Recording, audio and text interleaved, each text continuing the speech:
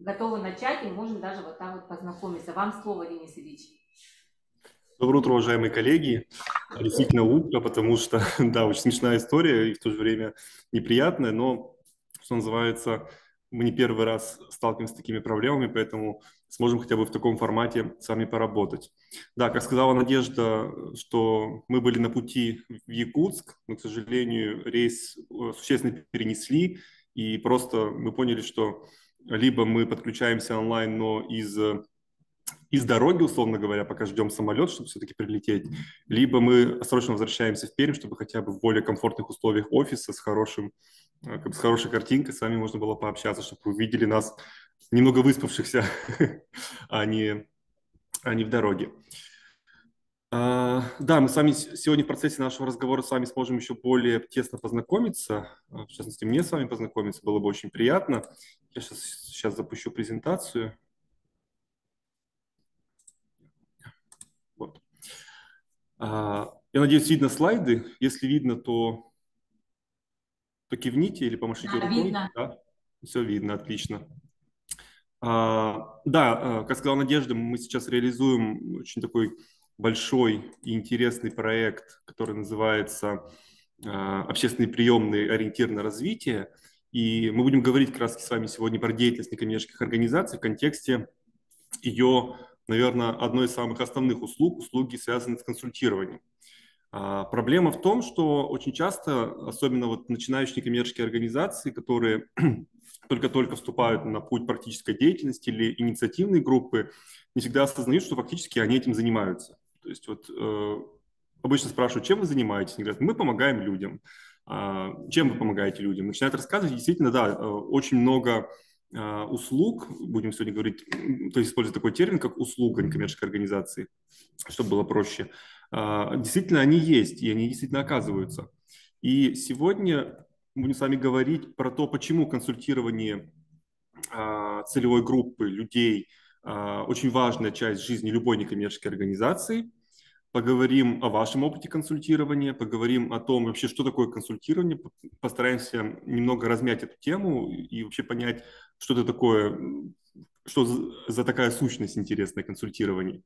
А второе, это мы попытаемся с вами поговорить и даже сделать небольшую практическую работу, как можно усилить консультации некоммерческой организации для целевой группы. То, как можно сделать их еще лучше. Я не сомневаюсь, что мы с вами хорошо очень работаем, но как можно еще лучше сделать эту работу. И хотел бы начать с того, что да, действительно, что консультирование – это одна из самых, наверное, важных частей в жизни любой некоммерческой организации, и немного цифр в начале. Как оказалось, и по нашему опыту, и по опыту наших коллег, в частности, те, которые проводят большие исследования, например, вот здесь мы ссылаемся на исследование благотворительного фонда Владимира Потанина, о том, что, да, действительно, консультирование – это самая массовая вообще услуга, которая есть в некоммерческих организациях, которые они оказывают разным социальным группам, разным категориям граждан или тех, кто проживает на территории России. В среднем можно говорить о том, что в организации, в любой организации в год через нее проходит примерно 250-300 человек, которые получают услугу консультирования. Может показаться, что это очень маленькая цифра для годового исчисления, но здесь мы с вами, понятное дело, что это средняя температура по больнице, и здесь речь идет про то, что есть организации, которые сидят, условно говоря, на потоке, имеют очень большую сеть и консультируют, так и те организации, которые еще даже не оформлены как некоммерческая организация, именно как юрлицо, но при этом фактически существует как устойчивая общественная инициатива. У них там будут свои, конечно, цифры поменьше, но они тоже этот момент очень важен. Примерно с 19 по 21 год 45% всех проектов некоммерческих организаций, здесь мы говорим, используем наш опыт, это проекты фонда президентских грантов, это проекты наши региональные фонда грантов губернатора Пермского края, и это те проекты, которые поддержаны как раз фондом Потанина, содержали мероприятия, связанные с консультированием. То есть почти половина некоммерческих организаций эту услугу включает как устойчивую проектную деятельность. То есть она является неотъемлемой частью. Также примеры, что региональные уполномоченные по правам человека также работают, во-первых, они сами являются таким институтом очень важным, связанным именно с консультированием и решением личных проблем и общественных проблем граждан. Так и они работают в тесном партнерстве с некоммерческими организациями. Ну, конечно, здесь, наверное, выделить стоит, что это в основном наиболее традиционные некоммерческие организации, характерные, наверное, для большинства регионов России. Это, прежде всего, организации инвалидов, начиная от флагманской, заканчивая по отдельным категориям инвалидов, там, например, общество слепых, глухих и так далее. Так это и организации, которые работают, ну, условно говоря, с наиболее, наверное, массовыми целевыми группами. Например, это организации, работающие с многодетными семьями, организации, работающие с детьми, в частности, с детьми-инвалидами, семьями и так далее. Как я сказал, что консультации НКО ведутся в том числе и там, где даже нет зарегистрированной организации. Самый массовый пример – это различные сообщества, которые складываются вокруг какой-либо проблемы. Наверное, здесь самое первое, что приходит в голову – это различные сообщества пациентов. Как вы знаете, у нас пациентское сообщество в России достаточно сильное, и они формируются достаточно очень быстро вокруг своих лидеров. И здесь я бы, наверное, привел пример. Это сообщество пациентов, связанных, например, с какими-то очень тяжелыми заболеваниями. Это, например, онкология. И, как мы видим, есть целые сети некоммерческих организаций в России, например, которые работают с женской онкологией. И там есть сообщества, которые занимаются консультированием по принципу равный равному. Скорее всего, вы сталкивались с этим термином уже где-нибудь.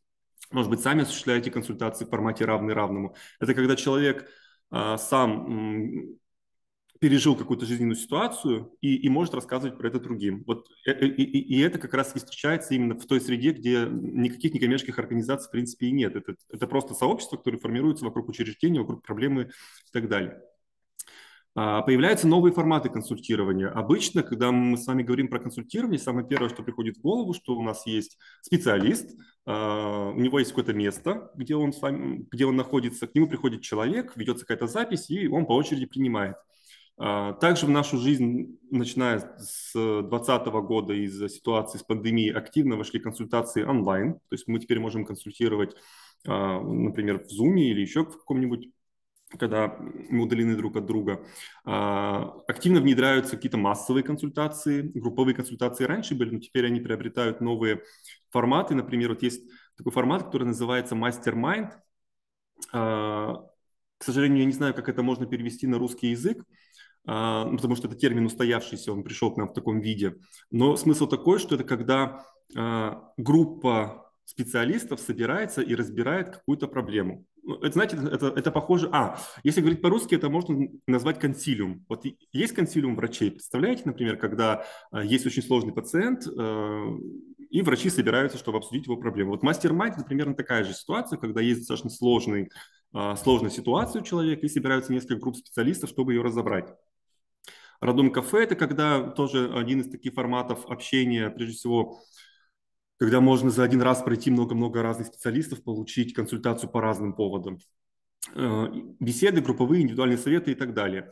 Активно в нашу жизнь вошли, например, такие форматы, как карточки. Может быть, встречали в социальных сетях или у средств массовой информации активно применяют, когда вот такие вот формат объяснялок. То есть, например, принимается какой-нибудь закон, очень важный, например, о мерах поддержки семьям с детьми. Мер достаточно очень много, и как объяснить человеку, на что он имеет право, семья имеет право. И вот такой формат карточек, где описаны очень кратко и очень емко, что на самом деле это значит для человека, это тоже формат консультации, это тоже мы можем брать на вооружение, это тоже есть. Ну и сохраняется один из самых, наверное, традиционных форматов консультации, как я сказал, это общественные приемные. Это когда вот есть место, куда приходит человек, и где он может получить какую-то помощь. Теперь мне бы хотелось узнать про ваш опыт, коллеги.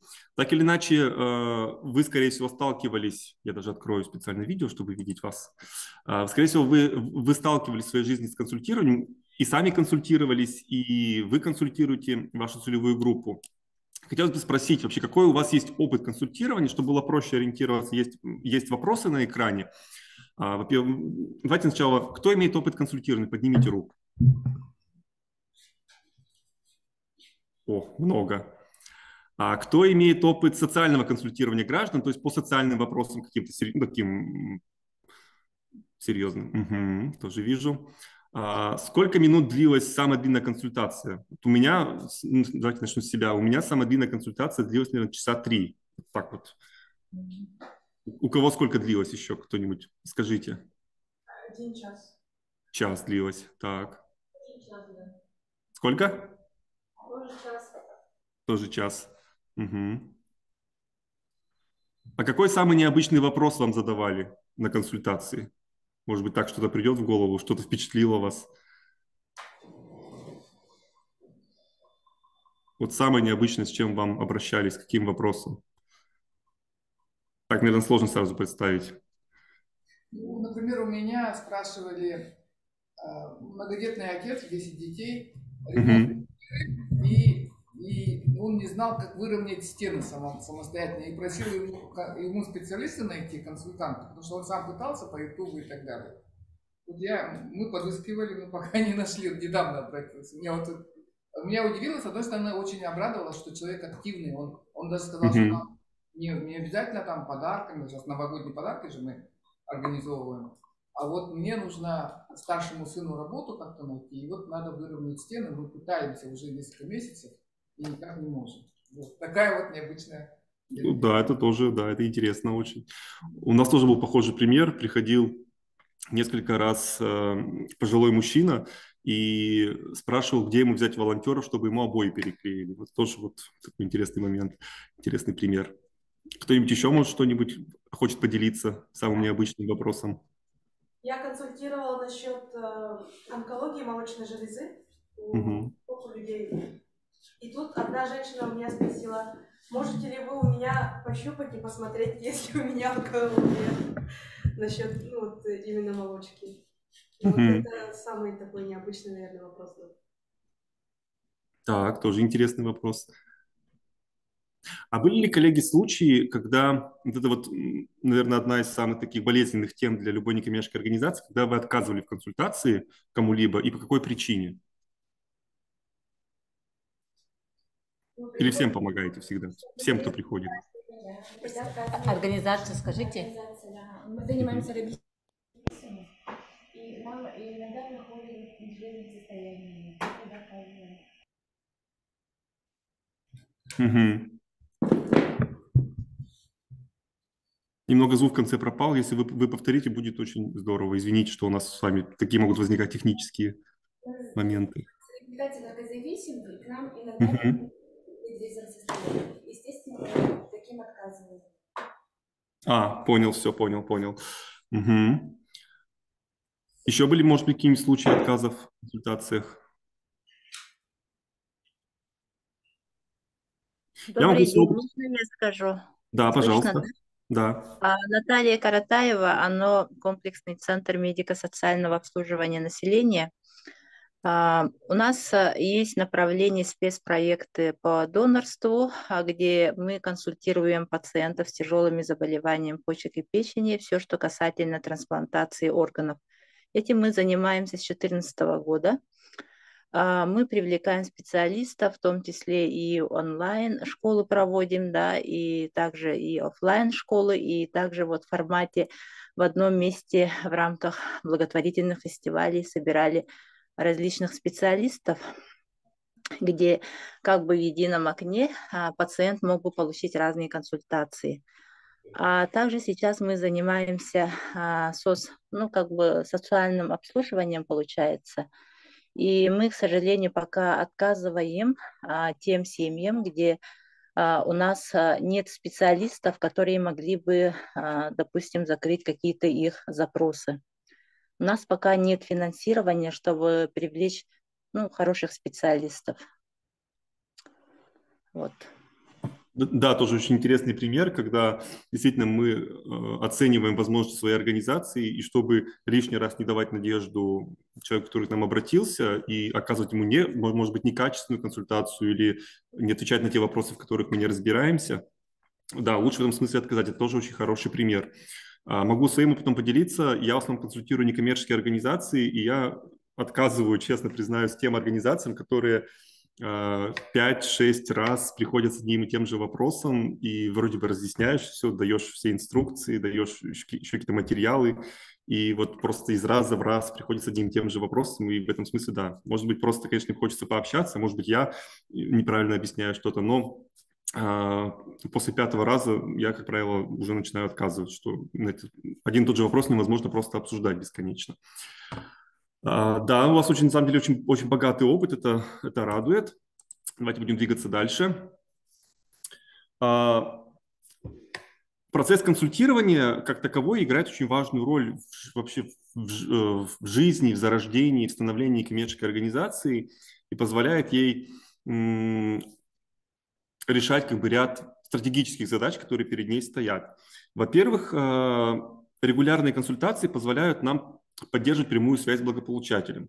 Это, с одной стороны, для нас хорошо, что он про нас, люди про нас узнают, это сообщество про нас узнает. С другой стороны, это хорошо для нас, потому что мы можем вовремя понимать запрос благополучателей и внедрять какие-то, может быть, новые услуги для них или какие-то новые темы, или какие-то дополнительные потребности, которые, например, ранее не учитывали. Это такая возможность получать постоянно обратную связь со стороны нашей целевой группы.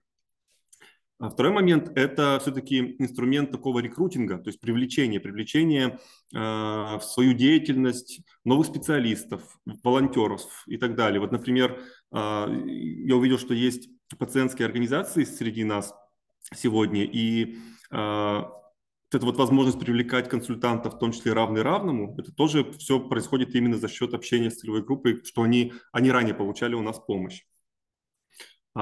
Консультирование является таким инкубатором, такой возможностью для обучения специалистов, которые к нам приходят работать, например, новый специалист. Это такой инструмент введения в должность, инструмент обучения, стажировки. Как правило, у нас в процессе консультирования накапливается очень много материала, с которым это тоже отдельная работа для организации, когда мы можем формировать, во-первых, шаблоны документов, с которыми мы можем обучать при помощи них новых специалистов. Мы можем формировать какие-то ответы на наиболее частые вопросы, то есть, которые тоже можем использовать для введения в должность. Мы можем, например, формировать какие-то скрипты консультирования, то есть алгоритм, как выстроить вообще общение с человеком. Это тоже все появляется именно в процессе консультирования. Это, конечно, можно делать сразу в организации, но, как показывает опыт, что то, что создается без практики, оно, как правило, в эту практику потом очень тяжело внедрять, и оно все в итоге корректируется. Поэтому именно из процесса консультирования рождаются наиболее ценные для организации материалы. Как я сказал, да, что это мониторинговый инструмент по сбору информации о состоянии проблем. И, например, вот самое, наверное, что первое приходит в голову, это вот история с пандемией 2020-2021 года показала как раз, как меняется запрос целевой группы. И даже вот на примере Перми могу сказать, и на примере, может быть, других регионов, что те услуги, которые оказывались традиционно некоммерческими организациями, они вдруг стали не то чтобы не востребованы, но сама потребность уже у группы изменилась. Например, организация всегда, вот у нас есть, например, организация, которая работает с семьями в неблагополучных ситуациях. Они занимаются их социальной реабилитацией, помогают найти работу, там, с детьми работают, еще что-то делают. И как раз во время пандемии у них внезапно обнаружилась ситуация стресса. То есть, понятное дело, что семья и так неблагополучная, как правило, только, может быть, один родитель работает, а может быть, и оба не работают, но как бы общая ситуация стресса усилилась, и, например, у них возник очень сильный спрос на услуги психологов, таких как бы стрессовых психологов. И организация смогла вовремя уловить этот сигнал со стороны своей аудитории и эту услугу им предоставить. Например, когда все стало переходить в онлайн, например, есть организации, которые работают с пожилыми и вроде бы как бы оказывают им традиционные услуги, связанные с пожилыми. Это, например, там социальное какое-то медицинское консультирование, и психологическое, юридическое. Одно из направлений является обучение, например, компьютерной грамотности, тоже среди пожилых. Например, обучение компьютерной грамотности, которое, как правило, всегда было таким общим, оно вдруг благодаря пандемии со стороны, например, пожилых стало очень конкретным. Вот, например, они, когда начали вводиться какие-то меры поддержки, что-то они стали говорить, нам нужны госуслуги. Или, например, там, когда все стало переходить в онлайн, все общение, и там самоизоляция, стали говорить, например, нам нужно освоить мессенджеры, чтобы мы могли связываться, там, созваниваться с внуками и так далее. То есть вот это тоже позволяет для дополнительный запрос улавливать. Это точка организационной устойчивости, инструмент сохранения миссии. То есть, да, если некоммерческая организация, понятное дело, что это у любой некоммерческой организации миссия, это основной вид миссии – это помощь, который дальше уже конкретизируется. И вот эта вот помощь как раз-таки «помоги советам» – это самое простое вообще, что можно сделать в деятельности некоммерческой организации. Если мы не можем спасти мир, то мы можем как минимум объяснить конкретному человеку, что ему делать в его проблеме, когда он нам задает вопрос. Это демонстрация полезности защиты организации. Это тоже, наверное, достаточно актуальный момент для нашего сегодняшнего времени, когда некоммерческие организации могут сталкиваться с разного рода проблемами во взаимоотношениях и с органами власти, и с целевой группой, и с партнерами, например, из других некоммерческих организаций. И вот устойчивый консультационный сервис, устойчивый результат, который мы можем показать, это является как раз-таки вот той демонстрацией полезности, что вот мы здесь и сейчас занимаемся тем, что помогаем людям справиться с их проблемами. Еще немного остановлюсь на том, какое вообще значение имеют, какое еще дополнительное значение может быть, помимо того, что вот я про это сказал. Само консультирование какое имеет значение. Ну, во-первых, это многофункциональный пиар-инструмент. Понятное дело, что все мы хотим, чтобы про нас знали, чтобы про нас знали в основном только хорошее. И вот этот момент, который как раз связан с полезностью, мы можем показать. Еще для нас это может быть инструментом продвижения какой-либо тематики. Продвижение тематики, ценностей и самой организации. Например, вот тоже буду обращаться к этому примеру. Например, профилактика онкозаболеваний, тоже она и в стратегии у нас национальной, и в нацпроектах она упоминается, и так далее, и так далее. И мы можем дополнительно, если мы этим занимаемся, через услуги консультирования продвигать вот эту ценность, как бы саму тематику дополнительно ее подсвечивать, например, с той стороны, с которой, например, она не подсвечивается со стороны как бы медицинских организаций. Мы можем какую-то социальную сторону показать этой проблемы. Это фандрайзинговый инструмент, понятное дело, что это привлечение финансирования. Услуги консультирования, как я сказал, уже включаются. И это может быть основной деятельностью организации, например, если мы реализуем проекты, и мы можем привлекать через проект именно на эту деятельность деньги. Это может быть какая-то дополнительная история, например, с платными услугами. Платные услуги для некоммерческих организаций – это тоже как бы вещь очень спорная, и все спорят, может ли некоммерческая организация брать деньги со стороны людей, с людей за свою деятельность. И есть разные подходы. Кто-то говорит, что ни при каких обстоятельствах, кто-то говорит, что в отдельных случаях можно. Например, если у нас есть хороший, не знаю, психолог, который помогает семьям с детьми-инвалидами, почему не можем, например, как бы, понятно дело, согласие психолога оказывать платные услуги по психологическому консультированию, например, тем, кто не является нашей целевой группой, условно говоря. Это тоже, в принципе, такой инструмент может быть. Инструмент поддержки востребованности, как я сказал, что это такая именно связь с целевой группой, с нашей сообществом. Это инструмент развития организации. Вот это тоже я про это говорил, что это новые темы, новые вызовы, новая деятельность. Появляются новые форматы, мы можем их использовать в своей деятельности. Я привел пример с карточками в самом начале.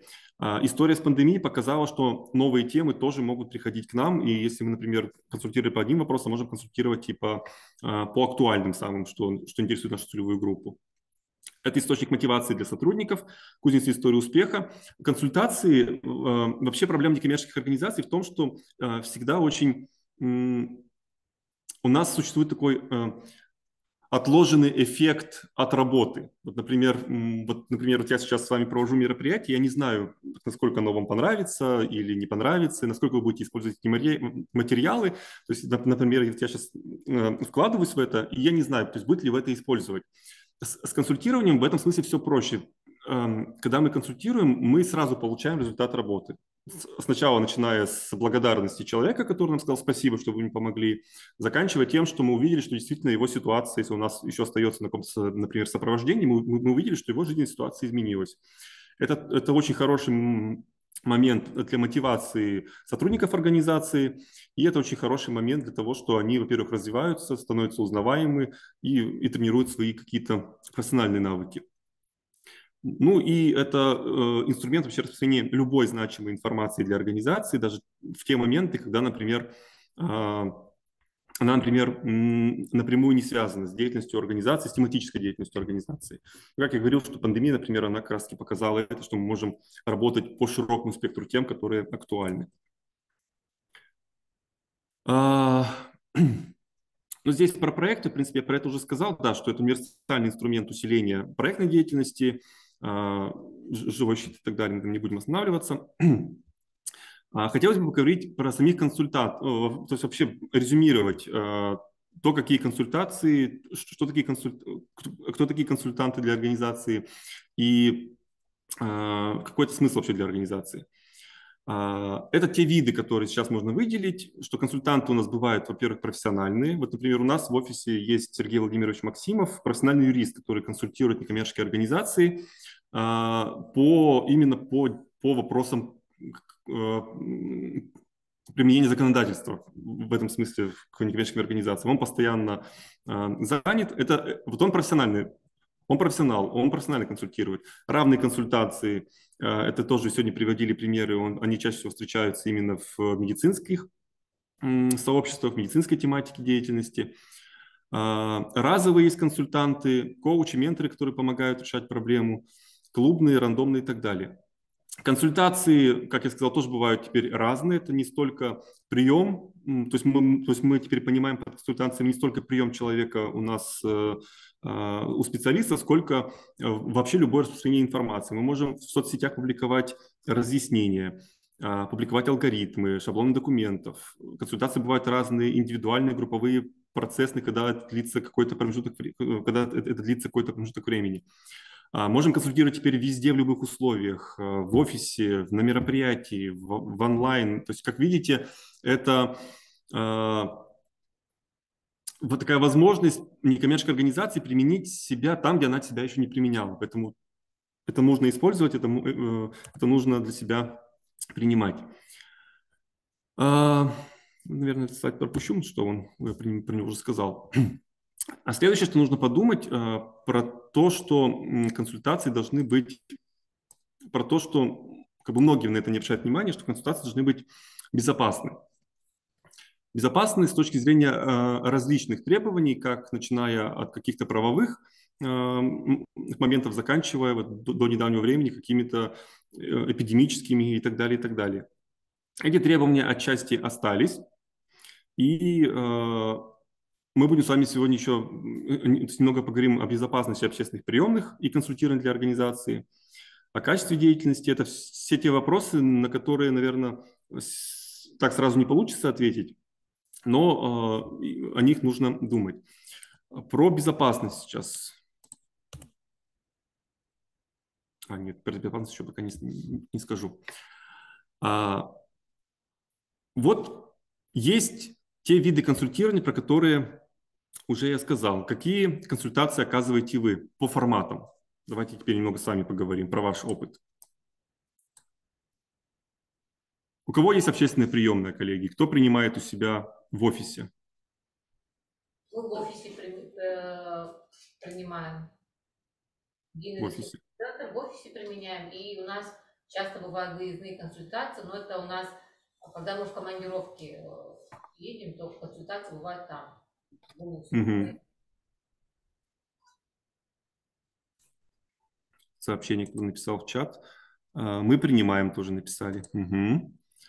Есть у кого-то свои линейки консультаций на мероприятиях, на семинарах или на каких-то, на любых публичных мероприятиях, на форумах, на конференциях, на школах? Добрые дела Якутска. Я предприниматель, врачей, юристов, педагогов, пенсионеров по нашему, в основном это мои друзья и мои пациенты, я сама врач. мы собираемся, я вот, например, сейчас вот слушаю, большинство моих здесь нет, и я, значит, буду консультировать их самих специалистов. Потому что они помогают, но они многое не знают. Я и сама вот очень много сегодня, уже вам спасибо большое говорю, за то, что я очень много узнала. И так же, как врач, я индивидуально консультирую. И сейчас я очень много применяю вот именно сетевые, как говорится, онлайн, это онлайн называется, я человек пожилой, но я освоила. И об этом сейчас говорю, рассказываю, привлекаю своих клиентов, они тоже... Многие люди хотят помогать, но они не знают, куда и как это сделать. Вот в чем дело. Вот я с этим столкнулась, и поэтому я вот привлекать, и хотя бы на разовые, не системные, но привлекаю людей. Мы сейчас вот помогаем хоспису, детям, сиротам, вот центру по тем женщинам, которые попали в тяжелую ситуацию. И мы сотрудничество вот наладили, хотя мы только год работаем, наладили со школой неслышащих, глухих, слепых, вот, библиотеками. Вот так вот мы потихонечку так вот делаем. И я думаю, что наша цель, вот наша, вот мы люди личностного роста, потому что много людей, которые занимаются личностным ростом, наша цель такая, чтобы общество объединить, чтобы люди, которые могли помогать, знали, кому можно помочь, и чтобы был результат, а не растить, например, иждивенчество. Вот про иждивенчество я хотела бы услышать тоже, потому что людей, когда мы засыпаем подарками и так далее, руки не шевелятся, как говорится. Поэтому надо научить их быть самостоятельными и социально такими адаптированными, в лучшем мире. Вот это меня очень волнует, потому что я тоже занимаюсь по «Трезвой России», я член общественного движения и «Трезвой Якутии», я с алкоголиками занимаюсь. Алкоголики чаще всего это безответственные люди, к сожалению. У них наученное такое безответственность. И вот об этом, об иждивенчестве я хотела бы в обществе нашем и нашем государстве, потому что наше системное государство, оно научило быть несвободным, видимо, и не самостоятельным. Вот так вот. Валентина Михайловна Кузьмина. Вот, я общественное движение «Трезвая Якутия», «Трезвая Россия» и «Добрые дела Якутска». Да, Валентина Михайловна, благодарю вас за такой очень развернутый комментарий. Про иждивенчество, наверное, тоже такая проблема напрямую не связана. То есть мы с вами больше говорим про какие-то такие моменты организационные. Иждивенчество, да, это проблема, и это многие даже вот видно невооруженным глазом на многих коммерческих организациях. Я, наверное, хочу привести пример, просто вот вдогонку сразу, чтобы просто не забыть. У нас есть организация в Перми, называется «Территория передышки», они занимаются помощью бездомным. Бездомные как бы тоже такая аудитория достаточно, она с одной стороны и стигматизируемая, то есть со стороны людей неодобряемый образ жизни, и аудитория такая достаточно инфантильная, и аудитория, понятное дело, что там проблемы и алкоголизации есть, и много-много-много всего остального. И они тоже сталкиваются с проблемами, что именно, что оказывая помощь, целевая группа начинает использовать организацию бесконечно, что-то получали от нее. Но они вот сразу как-то это пресекли, у них есть ряд, то есть набор услуг, которые они оказывают, у них там есть дневной центр, где можно прийти, там, попить чай, помыться, получить одежду. Есть социальные работники, которые им помогут найти жилье, составить,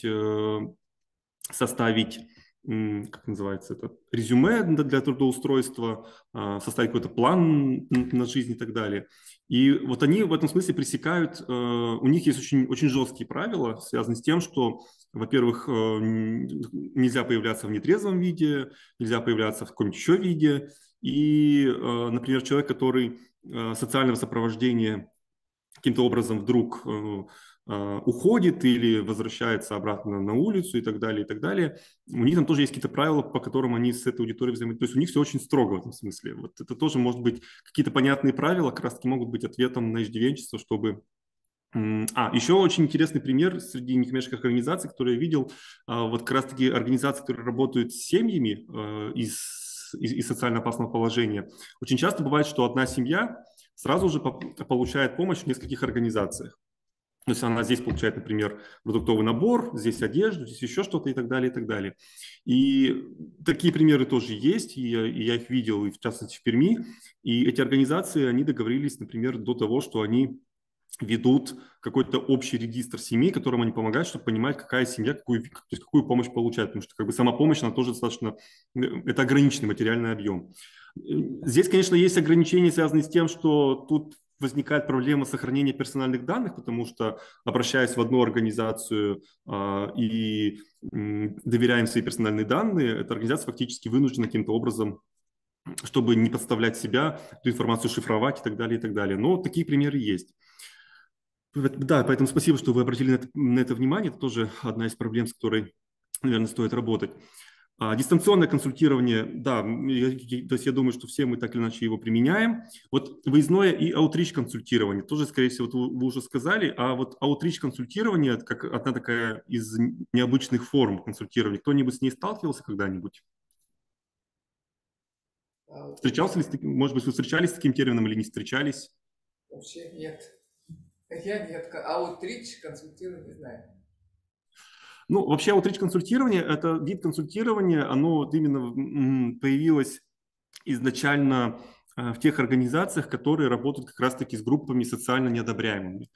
Это алкоголики, ну, то есть, как называется правильно, это алкозависимые, это наркопотребители, это мигранты очень часто бывают и так далее. То есть это те группы, которые очень герметичны и очень недоверчиво относятся к внешнему миру, и тем более, например, к разного рода некоммерческим организациям, как представителям, все равно боятся там, что будут какие-нибудь какую-то агрессию против них применять. И вот аутрич работа, аутрич консультирование – это консультирование вместе, в том месте, где эта целевая группа постоянно находится. Вот пример аутрич консультирования могут быть какие-то, не знаю, вот среди бездомных, вот на примере организаций, которые работают с бездомными, они консультируют, например, у них бывает, что они выходят на так называемые трубы, то есть как бы это теплотрассы, где живут бездомные, вот они выходят в эту среду, потому что они знают, например, что часть бездомных до них не может дойти. И в том месте, где они постоянно находятся, они им предоставляют, там, не знаю, какую-то информацию, листовки раздают и так далее. Могут быть примеры, когда консультируют, вот с наркопотребителями я не знаю, как, конечно, здесь навряд ли кто-то ходит по наркопритонам, но тоже могут быть такие случаи, когда именно в том месте, где эта аудитория находится, то есть именно смысл аутрич консультирования, что мы не к нам приходят, а мы сами приходим в то место, где той целевой группой, с которой мы работаем, наиболее комфортно находиться. Поэтому это тоже такой интересный вид консультирования. У него тоже возникают свои особенности, потому что аутрич консультирование – это достаточно опасный вид консультирования, может быть, для некоммерческой организации, поэтому здесь нужно принимать разные меры, связанные с безопасностью своих сотрудников. Очень распространенный следующий вид консультирования в последнее время стал автоматизированное консультирование, или как их называют, чат-боты. И эти чат-боты, мне кажется, наводнили уже все, что только можно. Наверное, самый частый вид чат-ботов, с которыми мы сталкиваемся, это те чат-боты, которые создаются нашими региональными органами власти. Например, начиная с момента пандемии, эти чат-боты стали активно появляться, где можно было ввести какой-нибудь вопрос или там выбрать в меню какую-нибудь кнопку, и тебе выдавался какой-то ответ. Сейчас тоже применяются такие чат-боты, стали применяться, в деятельности НКО тоже стали применяться, и это тоже тот вид консультирования, это тоже консультирование на самом деле, потому что это тоже деятельность организации, которую можно считать по распространению информации. И, наверное, такой тоже интересный медиаформат консультирования, и это тоже консультирование, это различные разборы. Видеоразборы, публикации в соцсетях, подкасты. Подкасты – это аудиоразборы, когда мы публикуем аудиозапись, ее можно послушать. И формат карточек, как один из самых любимых, который который прижился в некоммерческих организациях, просто очень прям укоренился, можно сказать. Это все виды консультирования. Иногда, да, они, наверное, кажутся на первый взгляд не такими очевидными, то есть, что они являются консультированием, но при этом это тоже консультирование. Поэтому мы можем с вами делать все. Можем выбирать какой-то наиболее интересный формат. Например, если наша аудитория, у вас очень интересная особенность, что у вас республика очень большая, и наверняка есть проблемы с тем, что и с доступностью каких-то территорий, и мы не можем постоянно ездить по таким большим пространствам. Иногда, например, связь может нас подводить, когда там неблагоприятные метеорологические условия, но хочется, чтобы наша аудитория в других населенных пунктах получала какой-то информационный материал от нас, можем для себя взять что-нибудь на вооружение, например, там видео, которое можем отправлять, не знаю, на флешке, еще что-нибудь, еще. То, на самом деле здесь мы не ограничены с вами. Здесь полная свобода творчества в этом смысле у нас есть. Выбираем то, что нам кажется наиболее интересным. Теперь про безопасность немного. Про безопасность тоже это, наверное, один из самых важных аспектов консультирования, потому что если тематически мы еще можем как-то подготовиться, прочитать что-нибудь, вникнуть, проконсультироваться самим с кем-нибудь из более серьезных специалистов, то безопасность – это полностью то, что лежит на нашей ответственности, и за это могут быть достаточно очень серьезные санкции. Во-первых, можно выделить как бы три вида безопасности, которые мы будем с вами сегодня иметь в виду. Во-первых, это выполнение всех формально-правовых требований к организации, которые вообще существуют. Я вот уже упомянул сегодня законодательство о защите персональных данных. То есть, да, когда мы с вами, когда приходит человек, мы его где-то куда-то записываем, журнал консультации, еще что-нибудь, здесь возникают наши обязательства по сохранению этих персональных данных и возникают различного рода требования. До недавнего времени, я не знаю, сохранилось ли у вас в республике такие требования по санитарно-эпидемиологическому всей этой ситуации, там, чтобы это были маски, еще что-нибудь, социальная дистанция, но это тоже требования, которые некоммерческая организация, если она ведет прием, должна, например, выполнять. Это могут быть требования по безбарьерной среде. Очень часто услуга консультирования является частью социальной услуги. Например, если некоммерческая организация оказывает услуги в социальной сфере в рамках законодательства о соцобслуживании, например, когда включается в реестр поставщиков услуг или субсидию получает, включаются другие требования, например, требования по безбарьерной среде. Понятное дело, что, например, одна из проблем, которая сейчас есть в Перми, не знаю, есть ли она у вас, некоммерческая организация имеет право получить бесплатное помещение, например, от муниципалитета, от города. И очень часто эти помещения, они, невысокого качества, будем так говорить, и понятное дело, что это полуподвальные помещения, иногда подвальные помещения, иногда это какие-нибудь старые здания, где лифта нет, очень крутые лестницы. Понятное дело, что здесь, что получая такое помещение, мы сталкиваемся с проблемами, что, например, к нам кто-то может просто не дойти физически. А если мы, например, включаемся в оказание услуг по социальному обслуживанию, то здесь мы просто будем нарушителями закона, потому что мы не обеспечим безбарьерную среду. Поэтому это тоже нужно иметь в виду. Еще два вида безопасности – это защищенность консультанта во время проведения консультирования. Причем защищенность тоже может быть разная, начиная от самых последних эпидемиологических моментов и заканчивая тем, что мы консультируем всегда разную аудиторию. Аудитория приходит разная, люди бывают разные, и в этом смысле может быть идти речь про защиту физическую, то есть про физическую безопасность человека, в том числе и про защиту его как профессионала. Профессионал имеется в виду, что социальное консультирование – это очень энергозатратный вид деятельности, и специалисты очень часто выгорают. Все услышали и про эмоциональное выгорание, и про профессиональное выгорание. Это тоже вид безопасности, с которым нужно работать, который нужно обеспечивать для специалиста нашего, который у нас работает. И защищенность клиента, прежде всего, это во время приема консультирования, это тоже все, что касается, может быть, каких-то эпидемиологических или тайны, например, есть примеры как раз-таки про медицинскую деятельность, про медицинскую сферу, что, например, там тайна диагноза – это тоже как бы часть безопасности нашего посетителя, и мы тоже должны ее обеспечивать каким-то образом. Анонимность, приватность, еще что-нибудь. Это все тоже включается. Это вот три базовых уровня безопасности, которые нужно иметь в виду.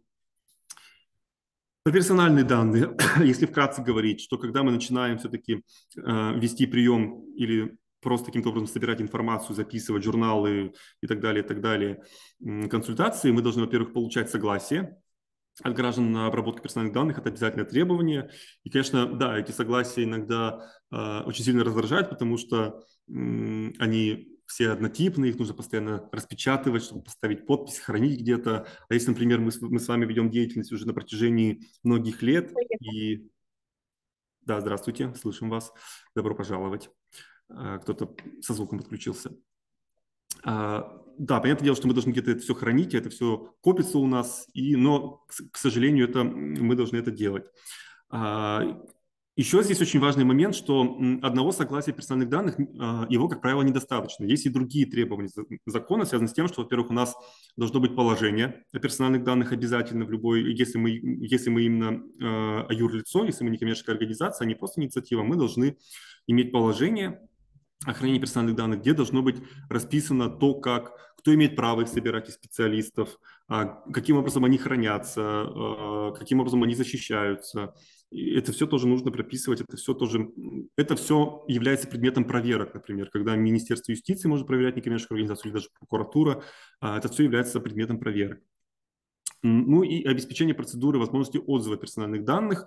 Это тоже один из тех моментов, которые нужно учесть, когда любой, кто пришел на прием или за помощью, может потребовать, чтобы он нигде не фигурировал. И это вообще на самом деле проблема, потому что, и это тоже нужно иметь в виду, что очень часто услуги консультирования зашиты в проектах, где мы отчитываемся просто количеством людей или конкретными людьми. И это тоже нужно каким-то образом во внутренней документации организации отражать. Теперь про помещение. Если мы все-таки с вами оказываем наиболее классические услуги по консультированию, это услуга в приемной, куда к нам приходят на консультацию. Здесь должны быть обязательно услуги санитарно-эпидемиологические, причем не только связанные с ковидом, но и вообще в широком смысле есть различные роды санпинов. Причем санпины могут быть разные в отношении разных аудиторий. Например, одно дело, когда мы консультируем взрослых, когда мы консультируем, например, детей, например, у нас есть какой-нибудь психолог детский, еще кто-нибудь, здесь будут совершенно иные требования. Это тоже, вы, скорее всего, про это уже с этим сталкивались. Одно из базовых требований – это требование к пожарной безопасности, и оно тоже имеет значение. Есть особые требования, которые тоже нужно каким-то образом учитывать и отражать, например, в положениях, например, в тех или иных услугах организации. Это работа в нестандартных условиях, как я сказал, на улице, аутрич работа. Это различного рода лицензирование. Вот с медицинской сферой наиболее в этом смысле сложный вопрос, потому что лицензирование именно там чаще всего возникает, потому что эта вот граница, ее всегда очень сложно провести, где у нас непосредственно медицинская услуга, то есть услуга медицинского специалиста, который, условно говоря, связан с вмешательством здоровья, а где у нас, например, какая-нибудь социально-медицинская составляющая, где, например, у нас равный консультант говорит человеку с онкологией, как, например, ему изменить рацион питания, например, не знаю, образ жизни, как ему пережить стресс от постановки диагноза и так далее. И поэтому здесь нужно разбираться именно по поводу вот этих всех лицензируемых моментов обязательно. Если, например, тем более мы оказываем эти услуги где-нибудь стационарно, то есть в помещении, то здесь, скорее всего, будут возникать все эти лицензионные требования. Ну и требования к сотрудникам, требования к квалификации, это тоже, на самом деле, не самый последний момент. И вот сегодня тоже про это говорили, что кто у нас может консультировать, смотря все в зависимости от того вида консультирования, который мы предоставляем. Если это консультации равны равному, понятное дело, что это человек, который сам является носителем этой проблемы и сам справился с ней. Но не всякий же человек может быть консультантом. Все равно необходима какая-то специальная подготовка. Про это тоже нужно думать, как консультировать. Может быть, какое-то обучение необходимо, сертификация и так далее. Если мы, например, говорим про таких специалистов, как врачи, да, здесь, понятное дело, что нужно медицинское образование. Поэтому этот опыт и образование, их тоже нужно, это тоже является как бы частью безопасности. С одной стороны, безопасности правовой, что нас не привлекут, например, к ответственности за что-нибудь. Извините, я буду периодически смотреть чат, потому что... все. Потому что я думаю, что вдруг там вопросы какие-нибудь еще появляются. И это еще часть безопасности репутационной организации, что мы с вами эту деятельность ведем профессионально, и что к нам не будет проблем ни со стороны целевой группы, ни со стороны и со стороны наших партнеров, например. Какой-то вопрос есть, коллеги? Появился звук. Если вопросов нет, можно, если что, если есть какой-то срочный вопрос, можно написать его в чате, я на него обязательно отвечу. Если нужно прям очень хочется что-то на уточнение задать, то просто поднимайте руку или стучитесь как-нибудь, или перебивайте меня, так тоже можно. Теперь немного про самого консультанта еще скажу пару слов, что консультант, в чем, какие дополнительные, наверное, навыки. Вот очень часто выделяют, может быть, встречали в литературе, выделяют жесткие навыки и мягкие навыки. Вот жесткие навыки, например, называются hard skills, мягкие это soft skills называют еще. Ну, будем говорить с вами жесткие и мягкие навыки. Сейчас тем более вся эта история с чистотой языка. Жесткие навыки – это те навыки, которые мы с вами усваиваем. Да? Можно спросить? Угу. Как бы у меня назрел вопрос, потому что Давайте. компанию веду уже много лет, и у нас сейчас мы во многом перешли на онлайн-консультирование. Я юрист. Угу. Поскольку люди приходят с какой-то проблемой юридической, часто бывает, что они консультируются онлайн, им удобно, мы всю республику Саха-Якутия консультируем. Вот. И человек, допустим, узнает какую-то ситуацию, как надо разрешить, все объясняется, все порядок действий передается через WhatsApp, но человек потом приходит, допустим, в госорган, надо какие-то заявления заполнить, либо еще возникает вопрос. Дальше начинается, опять же, консультирование онлайн. И, в принципе, у нас получается, мы каждого человека доводим до логического конца, но у нас из-за этого консультирование как бы слишком избыточное, наверное. Оно бесконечное, и оно не прекращающееся ни на вечер, ни на ночь. 24/7. Да, 24/7. И как вот не потеряв целевую аудиторию, как бы поставить более жесткие рамки. Да, этого, что как бы каждая консультация, она все-таки немножко отдельная, а не так, что в любой момент человек может ломиться со своим вопросом. Вот. Бывает, что слишком много одновременно, и такой наплыв, он действительно вызывает стрессовую ситуацию. Когда одновременно консультируешь, допустим, 2 человек, в это время еще 3 что-то спрашивает. Вот, возможно, уточню сейчас, потому что потом я могу просто забыть. Да, я, наверное, могу сразу на него ответить, на этот вопрос, потому что проблема, на самом деле, очень интересная и, ну, я бы сказал, что массовая, потому что тоже встречался с такой практикой, как бы с такими историями. Может быть, вам Надежда говорила, что то есть у нас помимо вот этого проекта есть еще разные другие проекты, у нас есть проекты, связанные с решением кейсов. Кейс – это проблемная ситуация, с которой сталкивается некоммерческая организация. И вот у нас есть как раз-таки кейсы, которые как раз-таки связаны прямо вот напрямую с вашей проблемой, и то, как их решали. Я могу эти кейсы отправить в Надежде, может быть, вы тоже соберетесь как-нибудь на какое-нибудь мероприятие у себя и порешаете эти проблемки, то есть эти задачки. Я, наверное, здесь ответил так, что вот просто на примере одного из кейсов, что если вдруг у вас из-за ничего не изменится, и у вас, не знаю, там перегорят специалисты, вам это надоест и так далее, то вы уже никому не поможете, если вы это бросите, например. Мне кажется, что это, в принципе, можно бросить. И вот тот кейс, который мы работали, та история, там была такая история, что целевая группа, она гиперэксплуатировала организацию, там как раз было консультирование в онкологии, тоже как раз таки пример, и консультировали врачи. врачи, которые вели практику, и при этом они свободное от работы время консультировали. Консультировали без вознаграждения, то есть это была чисто их волонтерская история. То есть у них мотив был чисто максимально гуманитарный, филантропский. Я хочу помочь.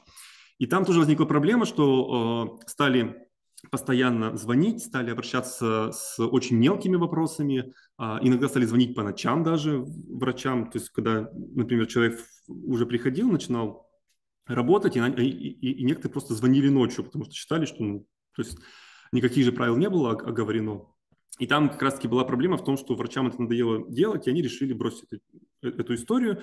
И, соответственно, тут вообще возникал вопрос, что организация прекращает эту деятельность и что больше никому не помогает. Поэтому здесь, наверное, да, очень важно именно вот эти жесткие рамки ставить, то есть время, когда можно консультироваться, это сразу нужно обозначить, что, например, если вы консультируете в рабочее время, то вы консультируете в рабочее время. Нужно про эти правила прям необходимо их постоянно проговаривать для своей аудитории. Второй момент – это все-таки нужно какой-то порядок вести, это порядок, например, записи.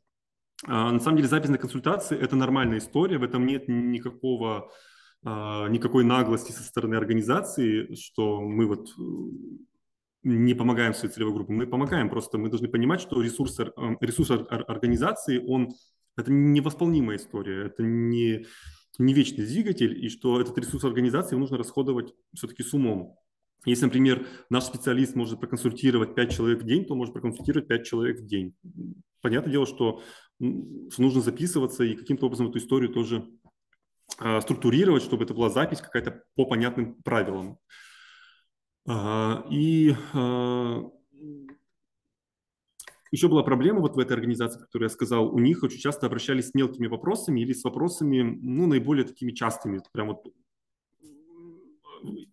эти вопросы задавали разные люди, но как бы со стороны специалиста тебе приходят с одним и тем же вопросом на разные люди. Они пошли по пути вопросов-ответов. То есть они сделали отсечку, что то есть они, во-первых, в итоге как решили проблему? Они ввели запись обязательную, они ввели эти правила по графику, поскольку специалист оказывает консультацию, и они ввели рубрику «Вопрос-ответ», то есть это такой материал, это была страничка в соцсетях, там была ссылка для записи, и когда человек записывался, он сначала проходил через эту страничку. Вот он смотрел, если ответа на его вопрос в этом нет, в типовых ответах и в типовых вопросах, то тогда только он мог записаться.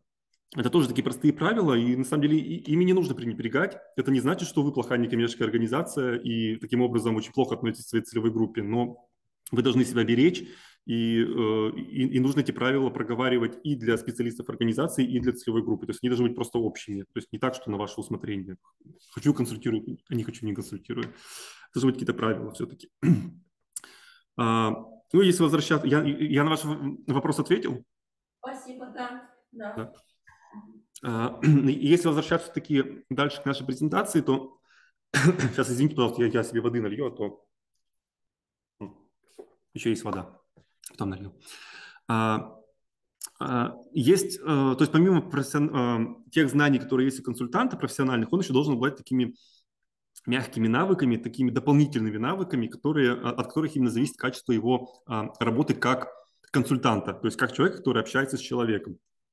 Во-первых, это можно через его обязанности рассмотреть выявление желаемой потребности клиента. То есть умение задавать вопросы – это на самом деле это умение приобретаемое. Это не так, что мы родились с этим умением. Это именно как профессионал, этому нужно учиться, и есть даже, по крайней мере, встречал литературу, например, как правильно задавать вопрос для выяснения потребностей. Это тоже очень важный момент. Выявление реальной потребности бывает так, что человек к нам приходит и лукавит. Особенно это часто видно, например, может быть, если я видел, что в аудитории есть врачи, бывает так, что пациент приходит и не договаривает что-нибудь. Здесь такая же история, что когда к нам приходит какая-то социальная проблема, это тоже как социальная болезнь, и про нее тоже не договаривают.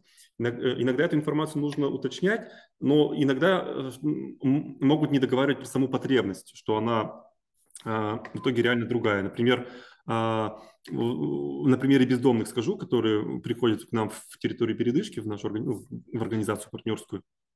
Очень часто они приходят, говорят, что вот я хочу изменить свою жизнь, хочу устроиться на работу и так далее, и так далее, и так далее.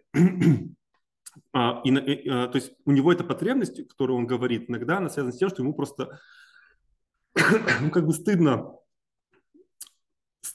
хотеть меньшего. А на самом деле, может, ему просто нужна одежда, он хочет помыться, хочет посидеть в тепле и так далее. Это тоже пример такой реальной потребности. Понятное дело, что мы должны работать именно с реальной потребностью, а не с... То есть мы должны работать с потребностью, которую все-таки он... То есть вначале мы должны ответить на его вопрос, с которым им приходит, но мы всегда должны ему описывать результат, во-первых, то есть который от него требуется. То есть сразу говорить ему, что если... Ну, чтобы он начал каким-то образом задуматься о том, что все-таки он хочет в реальности. И довести все-таки информацию о реальной потребности. Двигаться дальше. Формы документов, которые, тоже про это скажу, это то, от чего зависит правовая безопасность. Журнал консультаций, например, если мы с вами... Это вообще, даже если мы это делаем не в рамках проекта, это просто полезно организации, чтобы... Секундочку, я все-таки налью воды, буквально минуту.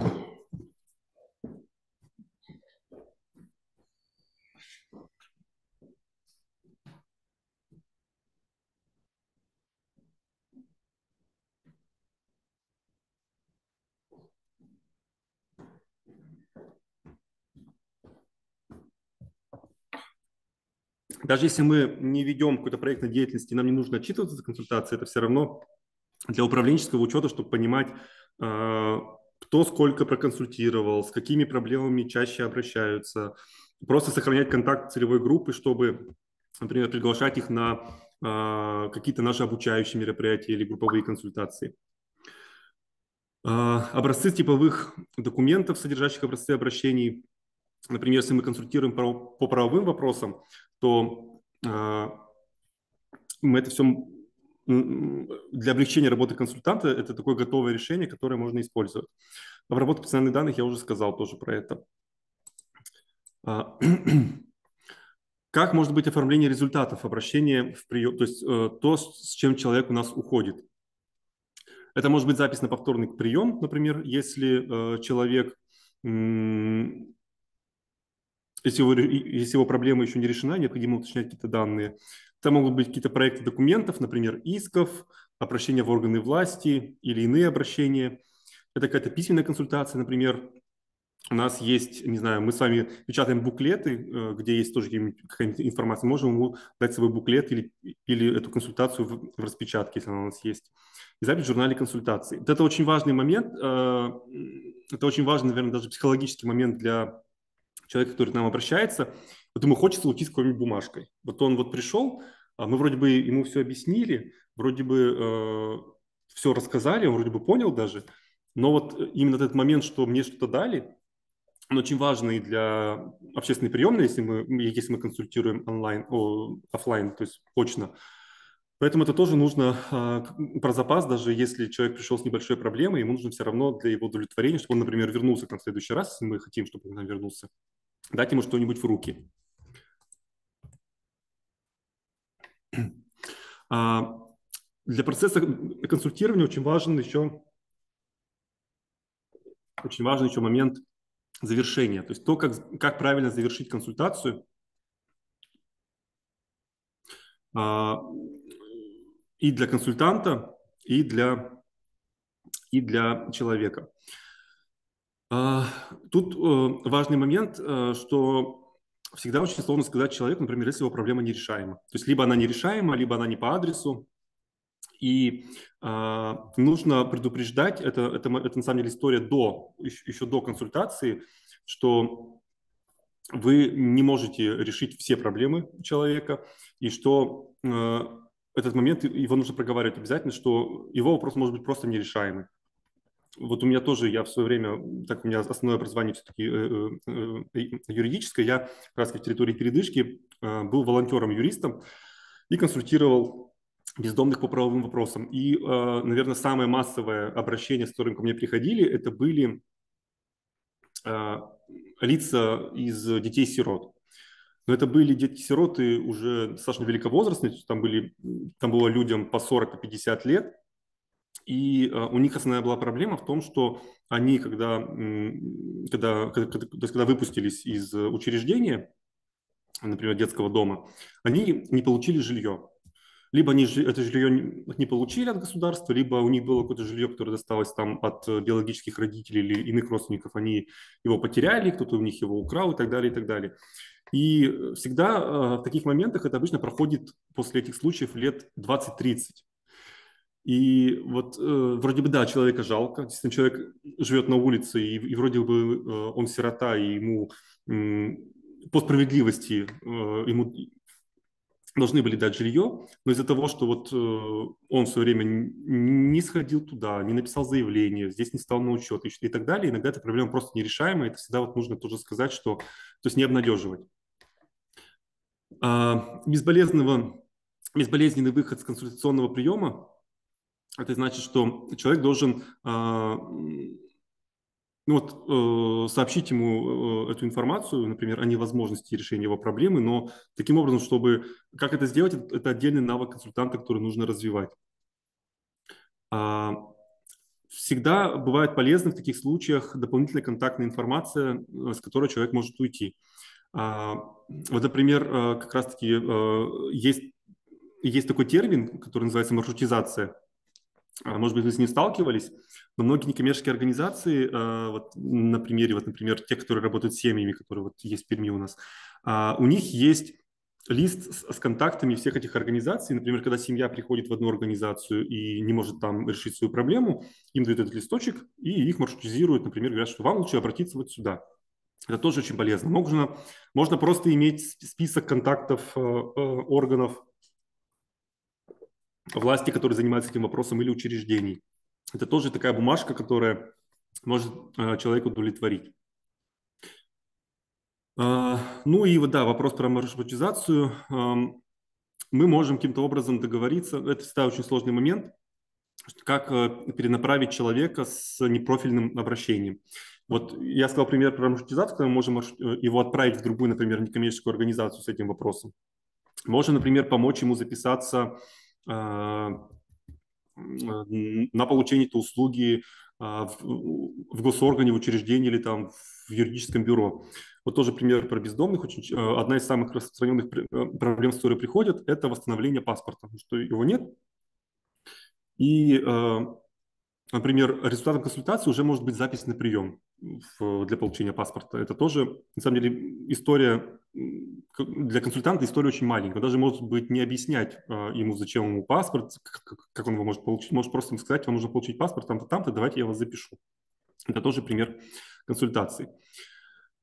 Про социальные услуги я уже сказал, что да, что они могут, что когда мы оказываем социальные услуги, консультирование может быть частью этой услуги, особенно связано с разного рода комплексной социальной помощью, например, когда мы работаем с пожилыми там, или еще с кем-нибудь.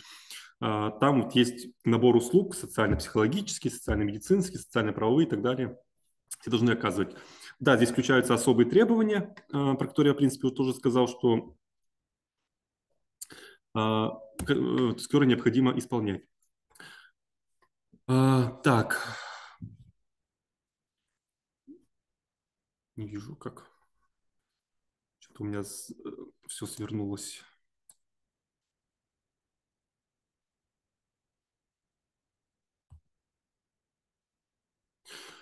Про профессионализм консультанта, в принципе, мы тоже с вами поговорили. В любом случае, эта презентация останется у вас. Есть 4 основных момента. Знание – это то, что человек знает. Ориентация – это возможность его очень быстро, это особенно для юристов, консультантов очень важный момент. И это возможность очень быстро знать какое-то законодательство. Для любого другого специалиста это тоже, на самом деле, очень история нетривиальная, что ориентироваться в каких-то социальных технологиях или в еще чем-то, это тоже очень важный момент. Вот, например, тоже пример самый простой, не юридически, чтобы было понятно. специалист, который, например, консультирует людей с нарушениями опорно-двигательного аппарата, должен все равно иметь представление о том, какие есть теперь приспособления для того, чтобы облегчать людям жизнь. И как их можно получить, это тоже как раз, то есть пример такой очень быстрой профессиональной ориентации. Навыки – это безошибочное выполнение действий. Навыки, например, это ведение учета консультируемых, что очень важно для управления именно в организации. Это, например, может быть слушать посетителя, как я сказал уже, задавать правильные вопросы, использовать какие-то готовые решения, например, шаблоны и так далее. Это тоже навыки. И опыт. Вот опыт консультанта и с опытом консультантов тоже, на самом деле, это очень важный момент именно в работе организации. Во-первых, как я сказал, он может использоваться для введения в должность новых консультантов, и эта проблема, может быть, это проблема некоммерческих организаций, вы, может быть, с ней сталкивались, когда у нас есть уникальные специалисты, которые потом безвозвратно уходят, например, им нет смены. И вот этот опыт его тоже необходимо каким-то образом учитывать, оцифровывать и так далее. Ну, про то, как учиться, да, что здесь, наверное, я бы остановился, то есть как бы здесь во многом вещи очень банальные, очень понятные, изложенные. Я бы здесь, наверное, остановился не быть одиноким. Не быть одиноким имеется в виду, что для любого специалиста очень важно находиться в профессиональной среде и не нужно пренебрегать общением с другими профессионалами, с другими консультантами. Даже у нас с вами сегодня, наша с вами лаборатория – это такой пример не быть одиноким. Мы все практикующие консультанты собрались и можем поговорить друг с другом о том, что нас беспокоит. Сейчас у нас с вами будет такая небольшая практическая работа как раз. Мы с вами будем говорить про вещь, которая называется CGM по-английски. Это в таком виде она к нам пришла. Если говорить по-русски, это называется карта пути клиента. То есть то, какой путь, то есть то, что испытывает человек, общаясь с нами. Это как раз-таки тот инструмент, это универсальный, очень простой инструмент, который позволит нам, как руководителям организации, или как менеджерам, или как действующим консультантам, понять вообще, так ли мы все делаем, может быть, можно что-то сделать лучше и так далее. Этот инструмент позволяет нам, во-первых, понять, кто наш клиент, кто наш получатель услуги. Вообще этот инструмент, он изначально использовался в бизнесе, и он именно использовался для того, чтобы понять, кто будет, например, пользоваться нашим продуктом или услугой, но в некоммерческих организациях он тоже очень хорошо прижился, и мы, в принципе, в этом смысле можем его тоже использовать. У нас нет никаких ограничений. Понять, кто клиент. Например, когда мы с вами внедряем какую-то новую услугу, понять, будет ли у нее спрос и так далее. Кто наш клиент? Пол, возраст, занятия, семья, хобби, интересы и так далее, и так далее. Это такой портрет человека, усредненный, конечно же, портрет человека, который к нам приходит, или который может читать наши материалы, или который может слушать смотреть наши видеозаписи, или который будет получать нашу рассылку. То есть все в зависимости от того, что мы будем делать, мы должны определить, кто, для кого мы это делаем. Следующий момент – это в каких случаях он может нуждаться в нашей помощи, в каких случаях он обращается в НКО. Либо это, например, история про то, что случилась какая-нибудь шоковая ситуация у человека. Не знаю, например, вот тоже на примере территории передышки, одна из групп, которые обращаются очень часто, даже это такая смежная группа, которая вообще возникла неожиданно. Это не бездомные, это люди, у которых произошел пожар, это погорельцы. Погорельцы такие внезапные бездомные люди, но действительно, да, они увидели, что вот есть центр для бездомных, и они уже себя идентифицируют с тем, что они потеряли дом, поэтому они могут туда обратиться за консультацией. Это как раз пример, что наша аудитория может быть совершенно неожиданной для нас, и мы должны попытаться понять, кто она. И вот эта вот карта пути клиента, она позволяет выстроить некоторые процессы внутри организации. Например, каким образом человек получает информацию. Например, если наш человек не читает газет, а очень часто бывает так, что молодежь, она газет не читает, да даже сейчас, мне кажется, многие взрослые люди уже газет не читают, поэтому бессмысленно публиковать объявления в газете. Если, например, человек, например, сидит, то есть не сидит в интернете, понятное дело, что там тоже бессмысленно информацию распространять. Самый классический пример, не знаю, конечно, одновременно и грустно, и смешно, что называется. По-моему, это где-то, может быть, даже у вас было голосование в интернете по подключению села к интернету. И просили жителей села проголосовать на портале госуслуг за то, чтобы их село подключить к интернету. Вот это как раз пример такой, что вроде бы хотели как лучше, получилось как всегда. Это пример как раз-таки того, что не учли то, как человек, к которому мы обращаемся, получает информацию. Изучение сайта соцсетей, потом то, каким образом человек готов к нам обращаться. Готов ли он к нам прийти, готов ли он, наоборот, смотреть все дистанционно, готов ли он принимать какие-то действия, готов ли он поддерживать дальше контакт. Это все то, что может нам помочь построить. Вот сама карта выглядит вот таким образом. Это очень простая матрица. По горизонтальной, вот шаг 1, шаг 2, шаг 3, это те этапы, которые мы можем выделить в нашем консультировании. Ну, например, если мы говорим про консультирование в приемной, какие у нас могут быть этапы, можем выделить? Человек узнал про нас, человек записался на консультацию, человек пришел на консультацию, человек консультируется, человек ушел с консультации, решив свою проблему. Или, например, человек ушел с консультации, записался на повторную. Вот это, например, те 5 или 6 шагов, которые мы выделяем. Если, например, мы консультируем, если мы проводим какое-то консультирование массовое, например, мы проводим с вами вот такие вот Zoom-встречи, Zoom-летучки быстренькие, где что-нибудь разъясняем. Здесь тоже, например, человек получил информацию о том, что мы проводим онлайн-мероприятие, человек записался на него, человек подключился к нему, человек посидел или отключился от него. Например, если у нас есть история с записью нашего разговора, как, например, сейчас, получил ли человек запись. Вот это вот сам процесс мы можем разложить вот на такие шаги. И по вертикальной оси, вот по этой, мы выделяем основные такие как бы аспекты этого человека, его характеристики. Во-первых, в чем его потребность? Например, если мы говорим про консультирование в помещении, в чем будет потребность клиента? Чтобы он получил от нас информацию.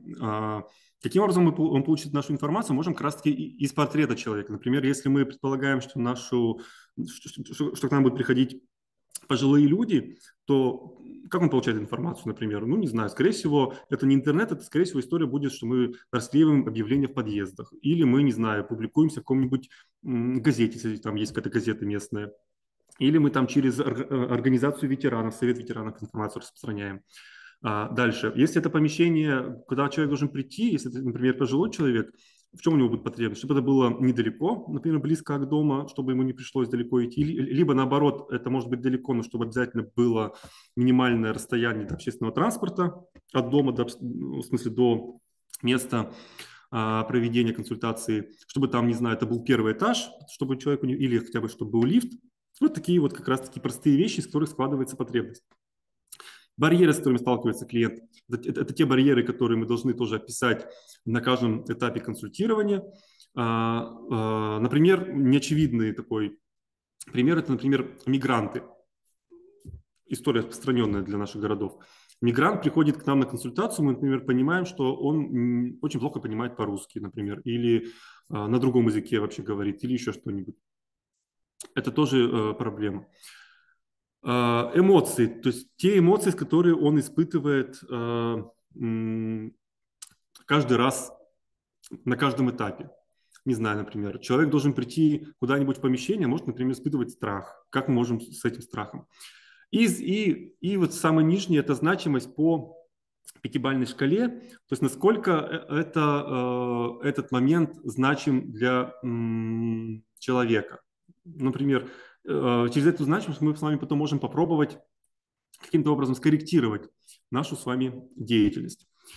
Сейчас я вам предлагаю поработать. Можно лучше всего работать индивидуально, потому что нас с вами и так немного в группах, в отношении своей целевой группы, в отношении своей услуги консультирования или в отношении какого-то своего продукта консультирования. Если у вас их несколько, можете выбрать наиболее один. Попытаться построить вот такую карту. Давайте буквально в течение 20 минут, чтобы потом еще обсудить было время. Самое первое, что мы должны сделать, описать шаги, как выглядит сам процесс взаимодействия человека с нами. То есть начинает, например, от того, что он каким-то образом узнает о нас, и заканчивает тем, что он от нас уходит довольный, либо возвращается к нам, потому что мы там не смогли решить его проблему. То есть, либо, например, мы не смогли его решить проблему, но мы хотим, чтобы он к нам вернулся. И описать вот по 4 основным пунктам: потребность, какая возникает на каждом этапе, барьеры, с которыми сталкивается он, эмоции, которые испытывает, и насколько это вообще значимо для него, этот этап. Для этого вам необходимо ответить на вопрос: кто ваш клиент, описать его портрет, пол, возраст, занятия, семья, хобби и так далее. Если, например, это какая-то аудитория очень обширная, понятное дело, что это будет обширная история. Например, пожилые обоих полов, например, там люди старше 50 лет или старше 60 лет. Чем они занимаются? Скорее всего, они сидят дома или ходят в кружок по месту жительства, например, в клуб по месту жительства. Хобби там тоже что-нибудь, интересы какие и так далее. В какой ситуации он обращается в НКО? Понять, в каких ситуациях к нам обращается эта целевая группа. Откуда узнает, как взаимодействует с нами, и понять, какие этапы. Вам понятно задание, коллеги? Да. Давайте теперь попробуем в течение 20 минут вот такую матрицу составить в отношении своей услуги. А это нужно каждому отдельному клиенту, да, делать? Да, это нужно, это вы индивидуально работаете каждый. Вы можете выбрать пока только одного кого-то, то есть одну какую-то группу, одну группу клиентов, либо какую-то одну услугу, например. Например, у вас есть правовое консультирование, вот вы в отношении правового консультирования примерно пытаетесь представить, кто к вам за ним обращается. То есть либо в отношении услуги, либо в отношении целевой группы, если она у вас, например, одна. Каждую целевую группу надо делать, да, вот это все. Еще раз, пожалуйста, вопрос.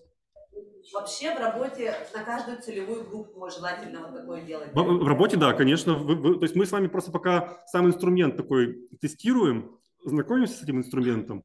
Если вдруг вы сможете в нем разобраться, и он вам понравится, покажется полезным, вы, конечно, можете потом в отношении каждой целевой группы сделать. Давайте тогда 20 минут поработаем. Ну, уже 15-20 минут. Можно по готовности.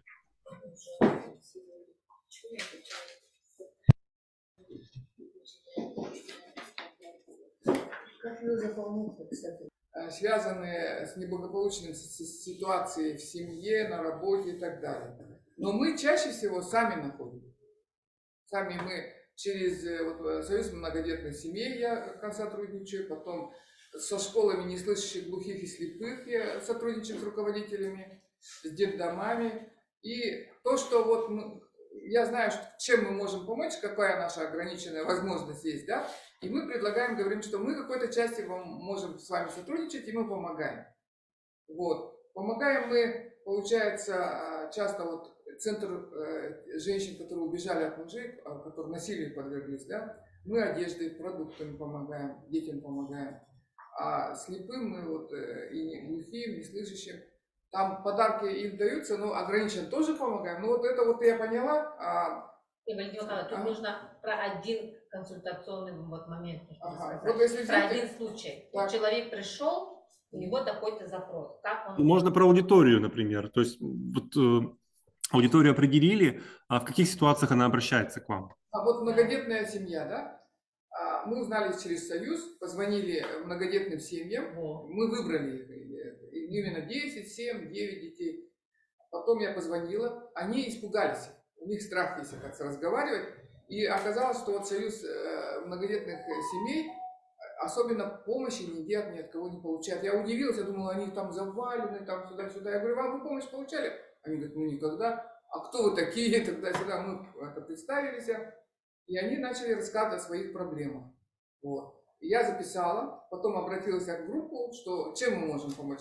Потом снова позвонила, сказала, мы поможем вот этим можем. Попытаемся. Они согласились, узнали что да как. И мы вообще за сутки все это сделали. Вот с 4 семьями я недавно общалась. Эмоции у них больше скромные. Я думала, вот про иждивенчество разговаривала, думала, они вот иждивенческие. Вот это многодетные как раз не иждивенческие. Это у меня алкоголики больше, иждивенцы, оказывается. И они очень стесняются получить помощь, оказывается, стесняются. что они вот оказались беспомощными или там слабыми и так далее. Но все равно от помощи не отказались и очень обрадовались. И потом они еще нуждаются в общении, кажется. Я с ними довольно долго разговаривал. Что, да как. Они так потом поднимались по тону, эмоции у них уже приятные появились, да. И потом сразу же я сообщила, что куда им обратиться, или к ним приедут, помогут, да. И они тут же получили, и потом сразу же отзывы написали нам.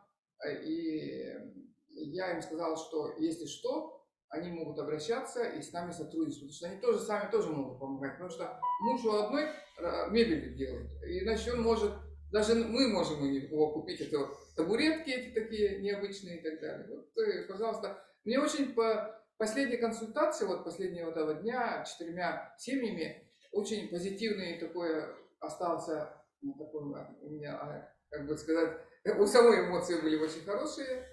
И у них тоже, потому что они уже сразу результат получили. Мы в одной семье помогали с проездом на операцию с тяжелым заболеванием генетическим.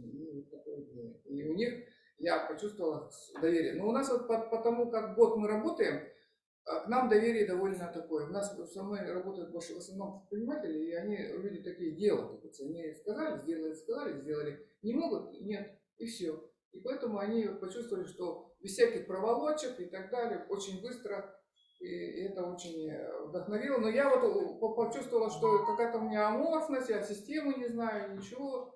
Даже отказывалась, молодому отдала свои дела. Бесполезно, обратно мне это дело мне как бы всучили. И я вот пришла, думаю, надо как-то на профессиональном уровне больше.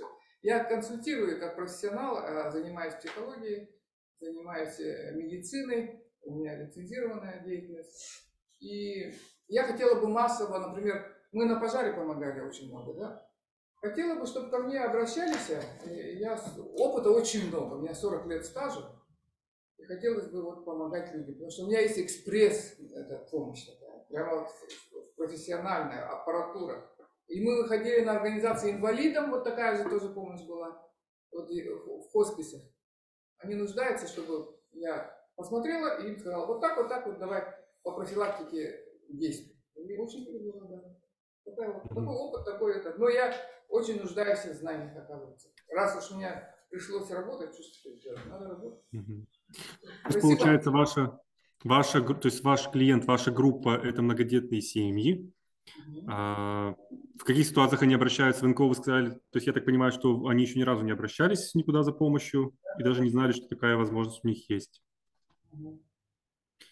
Откуда узнает? Вы сказали, что вы сами им сообщаете информацию. Каким образом вы им звоните, пишете, встречаетесь с ними? Это обычно звоню. Звоните. Разговариваю, а потом уже мы подъезжаем, когда мы помощь оказываем, или мы встречу организуем. Я просто в кафе встречалась с директором школы неслышащим, например, лично. Потом, когда ковид был, но мы все равно туда ездили. В коридоре мы стояли. Я хотела узнать, кому мы помогаем вообще вот, личный. Личный контакт очень важен, очень. Да, вот, смотрите, вы очень важный момент еще, то есть на важный момент обратили внимание, что у нас группа может быть не монолитная, то есть многодетные семьи – это очень монолитная группа, то есть мы не знаем, что внутри, то есть мы предполагаем, что там очень большая семья, много детей и так далее, но там могут быть и люди со специальными дополнительными потребностями, например, слабослышащие или инвалиды еще по другим основаниям. Это тоже та особенность к портрету, которую мы можем учитывать при создании вот такой схемы. У вас получилось распределить на шаги вашу консультацию? Вот я про шаги-то уже обращалась в группе, да. Я так про эти шаги, оказывается, точно не поняла, о чем вы говорили. Ага. Давайте тогда сейчас, может, кого-то послушаем, может, у кого-то получилось. Коллеги, у кого получилось на шаги разложить? Шаги. У меня не очень получилось.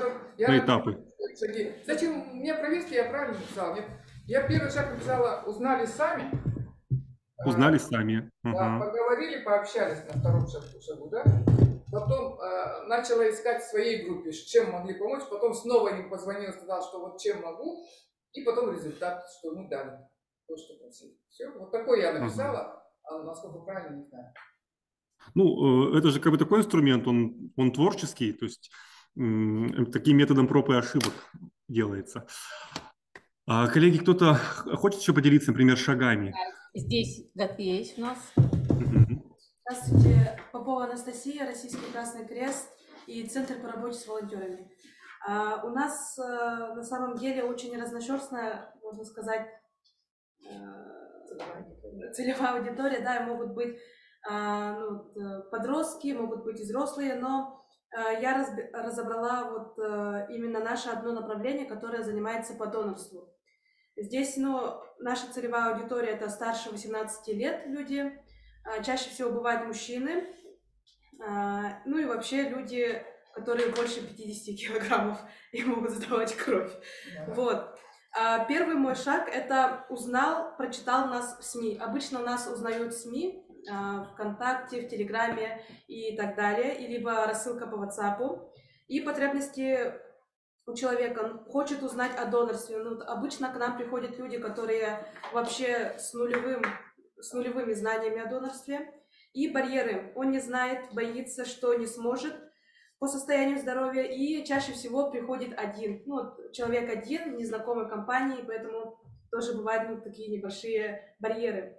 Ну и, конечно же, страх – это волнение и так далее. Второй шаг. Пришел на мероприятие.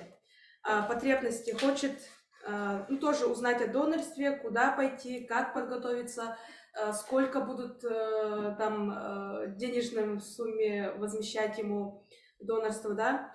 Барьеры. Он опять же один, не уверен в своих силах. Третий шаг. Уже во время мероприятия барьеры, с которыми он может столкнуться, это может не спросить волнующий вопрос. То есть обычно тоже сидят, и мы спрашиваем, есть ли вопросы, например, и такое неловкое молчание может произойти. Просто того, что люди пока что еще зажаты немножко и стесняются как-нибудь спросить, например, да. Эмоции тоже может быть волнение и также воодушевление у человека, что да, я, оказывается, подхожу по параметрам, я, оказывается, могу пойти сдать кровь. Четвертый шаг – это уже после мероприятия. Потребности у человека уже хочет попробовать сдать кровь впервые, но не пойти один, а пойти с кем-нибудь, с группой людей. Барьеры, опять же, боится сам пойти в центр переливания крови. И эмоции, он, например, не знает, куда пойти в центр переливания крови, куда подойти, к кому это обратиться, что я хочу сдать и так далее. И пятый шаг – это сдача крови. Обычно мы иногда после своих мероприятий берем небольшую, можно сказать, компанию, кто уже хочет сдать, и вместе идем сдавать кровь. Это, потребности пойти с кем-нибудь сдать кровь, барьеры, может быть, постесняться попросить о помощи. Например, когда сдали кровь, и у человека, например, кружится голова, там, да, слабость, и обычно мужчины не говорят, что им плохо. Да все хорошо, там, что вы ко мне так и так далее. И эмоции, эмоции, которые может ощущать человек, но это, конечно же, гордость за то, что он вообще решился сдать кровь и пойти, и вообще такая ситуация. Все. Отлично, очень интересно. Скажите, пожалуйста, какие вы уже сейчас можете сделать выводы из того, что у вас получилось? Что бы вы, например, у вас появилось понимание, что бы вы могли дополнительно сделать на своем на мероприятии, чтобы решить те потребности, и страхи, барьеры, которые возникают у вашего посетителя? Сейчас разбив на шаги, я более четко поняла, что хочет человек, какие он может испытывать. Обычно до этого я никогда не сидела там, не думала, что может испытывать человек во время или после консультации, например. Сейчас уже, например, четко вижу структуру у себя перед глазами, да, и могу уже для себя четко понять, что можно задать, о чем можно говорить, чтобы человек больше, начал лучше доверять, либо если он постесняется на какой-то вопрос, спросить, я уже ответила на это, и ему не надо было, например. Да, ваш пример очень хорошо можно использовать в двух моментах. Первый момент, когда вы сказали, что ваша аудитория – это мужчины не легче 50 килограмм, потому что не должны иметь никаких заболеваний. То есть если у нас аудитория очень широкая, но есть какие-то у нее ограничения у самой аудитории. Мы можем, например, определиться, например, с точки зрения распространения информации, что мы не распространяем информацию там, где ее точно нет, аудитории. То есть можем пойти с вами от обратного. Не там, где аудитория 100% у нас находится, а там, где ее точно не будет, это тоже очень хороший путь, по которому можно идти. И второй момент, вы сказали, очень мне понравился пример, что человек приходит на мероприятие, и у него возникает потребность спросить свой вопрос, но у него есть барьер, связанный с тем, что он боится, стесняется и так далее. Сразу у нас какой, например, здесь вывод напрашивается, что мы, например, можем сделать наше мероприятие таким, чтобы человек этот вопрос смог задать. Например, мы можем, не знаю, поставить ящик для записок, и потом в конце его открываем, зачитываем вопросы. Мы можем попросить на регистрации, например, когда человек регистрируется на мероприятие, записывается, чтобы он сразу же какой-то вопрос написал, что на него спикер, кто выступает, на него ответит. Вот такие вот, на самом деле, вот штуки простые, они даже могут помочь нам здесь справиться с проблемой клиента. Ну, у нас, в принципе, наверное, можем еще кого-то одного послушать. Кто-то хочет еще выступить, поделиться?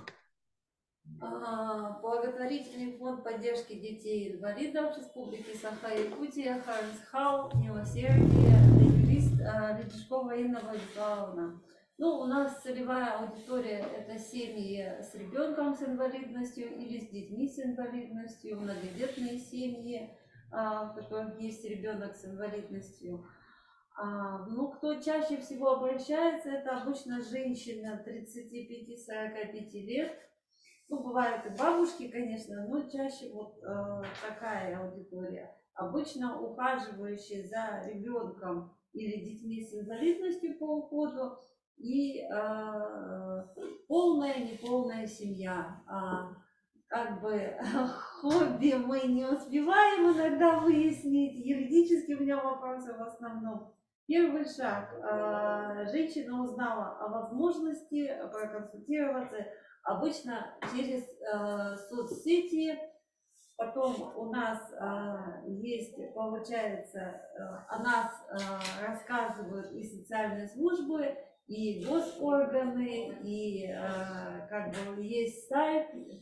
В общем, очень много где. В основном, конечно, очень много через сотрудничество с некоммерческими организациями, которые о нас знают и дают информацию. Вот там-то есть юрист. Можете проконсультироваться. Вот. Потребность клиента – это знать, как обратиться, как записаться. Ну, контактный телефон колл-центра. Вот. Барьеры, с которыми сталкивается клиент, ну, допустим, просто человек еще пока не знает об этом. Просто садится вот со своей проблемой, ищет благотворительный центр и просто вообще в интернете. Вот. Но у нас вылазит наш благотворительный фонд в поиске, поэтому как бы этот проблем не сильно барьером может быть. Эмоции, волнение, интерес, надежда, я думаю, при этом. Шаг второй – запись на консультацию. Потребность клиента, чтобы ответили, чтобы записать на консультацию. Барьер, с которым может столкнуться клиент, чаще всего это то, что могут написать в выходной день на колл-центр или после времени рабочего, просто подождать надо будет тогда. И как бы после записи, если в нормальное время записались, то успокаиваются. Обычно у нас говорят, что подождите звонка специалиста. И все, спокойно люди ждут. Шаг третий – это первый этап консультации, когда мы выслушиваем проблему. Внимательно обычно надо выслушать, все выяснить. И после этого обычно мы сообщаем, что перезвоним и дадим полную информацию. Барьер, с которым может столкнуться клиент, это что специалист какое-то время занят, а клиент там уже весь прямо это, что называется, пыхает огнем, что надо срочно. Ну и эмоции обычно надежда у человека. Сама консультация, дальше второй этап. предлагаем потребность клиента, он хочет получить возможные варианты решения проблемы или хотя бы маршрутизацию. Это мы обычно даем. Барьер – это когда проблема не имеет решения. Вот это вот да, бывает. И в хорошей ситуации как раз человек получает спокойствие, уверенность или понимание ситуации, если действительно вот человек не имеет какого-то юридического права на какие-то льготы, ну просто понимание ситуации, ну что поделаешь, тут действительно вот такая по законодательству именно так ситуация.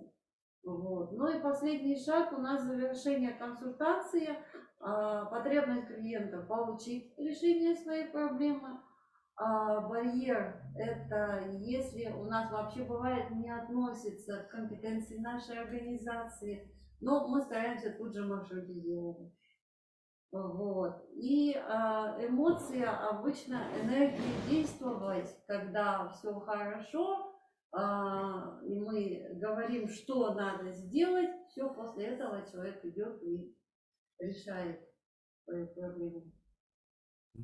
Да, у вас очень хорошо, мне у вас очень понравилось, как именно расписаны шаги, то есть это прям видно такая, что именно такое классическое консультирование, ну, то есть решение проблемы человека.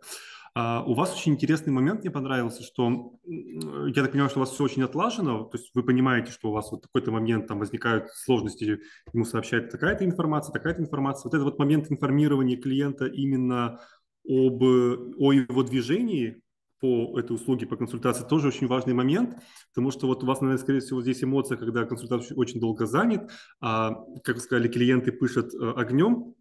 Это значит, какая эмоция? Это эмоция раздражения, эмоция злости. То есть как можем снимать это раздражение? Вот это как раз-таки пример информировать. Самый простой пример – это как делается в банках, когда или звонишь, когда оператору связи, там, типа, перед вами в очереди 2 человека, или там с вами свяжутся через 10 секунд. Это такой пример просто. Не обязательно нам делать так же. Но это просто пример того, как именно они работают со снятием раздражения человека, который ожидает на линии.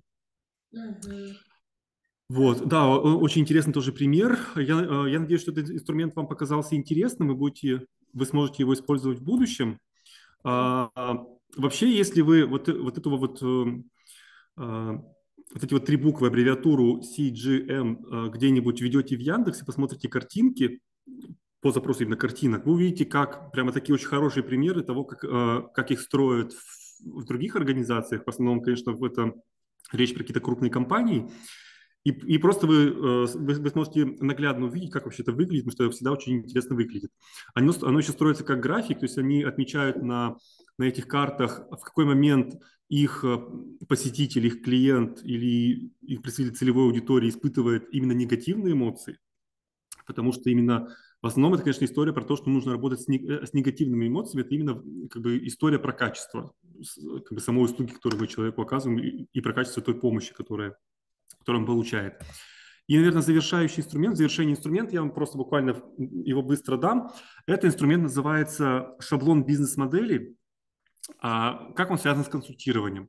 Если вот этот инструмент связан с качеством консультирования для нашего посетителя, то вот этот инструмент очень важен именно для самой организации, для внутренних моментов. Так как услуга консультирования, услуга очень достаточно объемная, может быть объемная, сложная, и самое главное, что она устойчивая в организации, можно использовать вот такой вот инструмент для того, чтобы оценить, насколько... Вот это как раз-таки к вопросу был про то, что услуга нас разоряет. То есть клиенты, посетители, обращающиеся, разоряют нашу организацию, разоряют во всех смыслах, что они отнимают время сотрудников, у них там выгорание, они злятся тоже и так далее, плохо работают и так далее. Вот этот инструмент позволит именно оценить вообще, насколько эта услуга по консультированию влияет именно на саму организацию. Вот здесь есть такой краткий пример, мы с вами делать его не будем, но он тоже достаточно распространен, и очень много есть информации по тому, как его строить. Просто я вам про него скажу, чтобы вы имели в виду его тоже. Вот здесь такая матрица, где есть тоже основные такие вот ячейки. И тут вот этот пример в этой презентации на примере чат-бота. То есть Это консультирование через чат, который автоматически отвечает на те вопросы, которые ему задаешь. И вот здесь пример того, как про эту услугу описание. То есть, например, что как мы оцениваем эффективность, ключевые показатели, какие альтернативы, оффлайн, например, расходы. Вот в этой модели можно как раз-таки учесть расходы. Например, если у нас консультирование, если, например, здесь было бы деятельность общественной приемной, то какие бы у нас возникали расходы, например, это аренда помещения, если оно у нас арендуемое, или если это, например, предоставляется муниципалитетом, все равно есть коммунальная составляющая, коммунальные услуги, ремонт, не знаю, его там мебель ремонтировать, закупать и так далее, и так далее. Вот это именно такая история больше про то, что нам нужно услугу консультирования описать как управленческий процесс, чтобы понимать, а во что она нам обходится. Потому что все-таки, хоть организация у нас не коммерческая, но понятное дело, что это труд и расходы, которые нужно учитывать как в управлении организацией обязательно. Еще вот один пример, один инструмент, который вам в помощь. Это уже про нас, один из наших инструментов, который мы разрабатывали, называется генератор готовых решений. Там есть как раз для консультантов отдельно вот такие вот штуки, есть чек-листы. Чек-лист – это когда, чтобы не совершать ошибок, вот я вам говорил про профессионализм консультанта, и там есть такой навыки, мы говорили про навыки, это безошибочно выполнять какие-то определенные действия. Вот чек-лист – это как раз-таки тот инструмент, который позволяет безошибочно выполнять действия. Это список, это такой алгоритм, который переведен в список, что зачем должно следовать, и там человек ставит галочки. И вот там есть чек-листы, которые можно использовать. Есть рискометры, бюджеты, которые готовы, которые можно использовать, например, чтобы посчитать. На этом будем с вами завершать. Если есть вопросы, я на них с удовольствием отвечу. Презентация есть у Надежды, у Единого ресурсного центра, поэтому я думаю, что коллеги будут не против. То есть мы не против, если коллеги будут готовы вам ее предоставить, отправить куда-нибудь или разослать, или на флешку скинуть. У кого есть вопросы, коллеги? Можем задать сейчас. Денис Ильичу. Вот про расходы очень правильно. У кого какой опыт, я хотела бы знать, ресурсы собирать. Как это делается?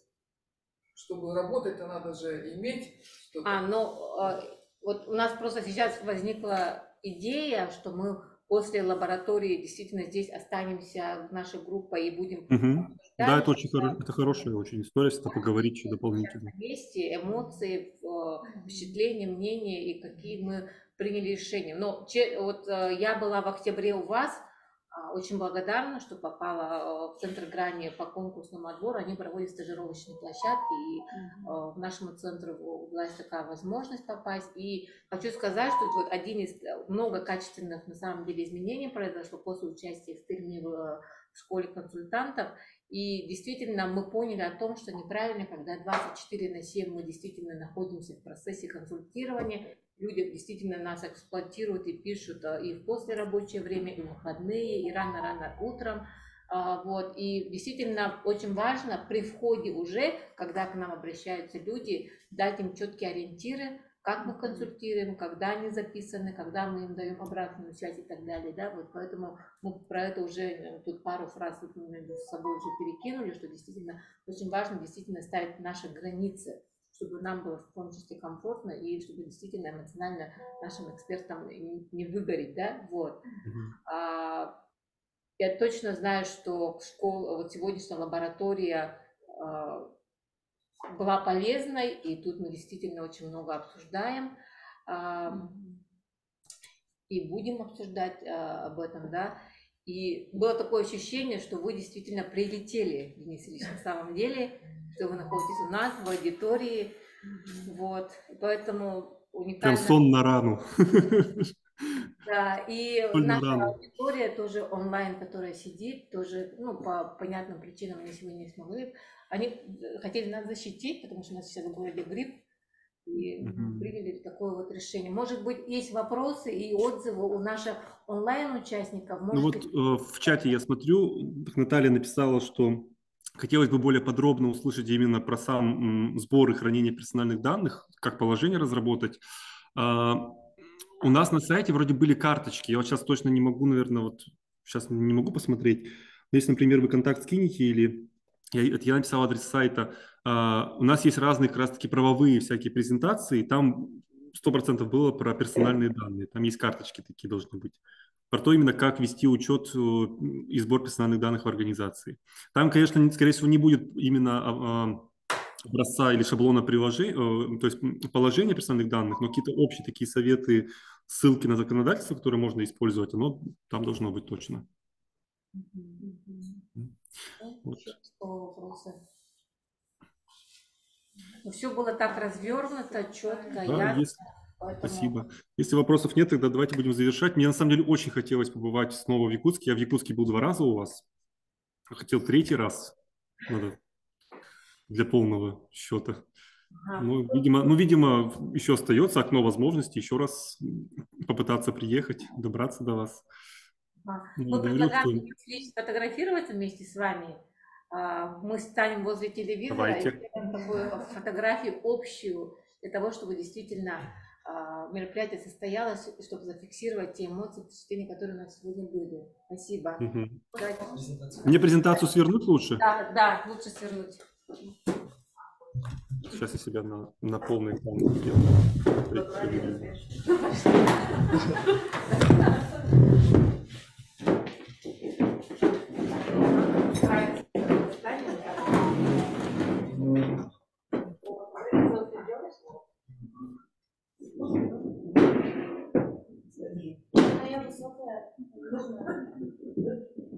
Сядем в середине. Нет, стой. Женщина.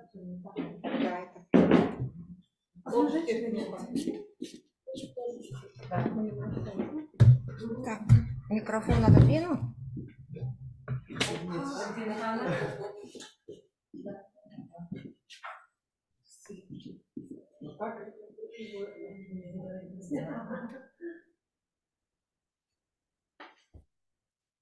Раз, два, три.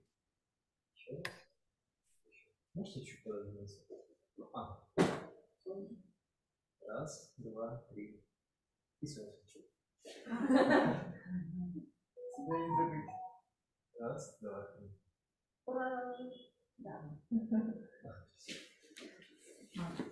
Спасибо. Спасибо большое, коллеги. Надеюсь, вам было интересно и полезно. Да. О таких вещах всегда, конечно, лучше говорить вживую, но... Очень полезно. Спасибо. Надежда, там вопрос про запись. Надежда, вопрос про запись в чате. Да, запись будет. Пока не запись будет. Я уже Что-то, коллеги, спасибо большое. Желаю вам мягкой зимы, если принято вообще желать такие вещи. Спасибо. До свидания. Спасибо. Запись продолжим, да, тогда? Или выключим? Так. Сколько участников есть? Дорогие участники, спасибо за участие. Я надеюсь, что вы все зарегистрировались. Да, зарегистрировались. Отлично, хорошо. Угу. Да, материалы вы получите обязательно, презентацию вы получите. Хорошо. Спасибо, что приняли участие. Я надеюсь, что если у кого-то кто не поленится, нам бы очень хотелось получить в письменном текстовом виде ваши отзывы. Хорошо. Все, спасибо, всем удачи, до новых встреч. Угу. Спасибо, с наступающим Новым годом. Угу. До свидания. Вот вопрос первый сразу про расходы. Вот эти доходы, расходы и как существовать, чтобы не пропасть.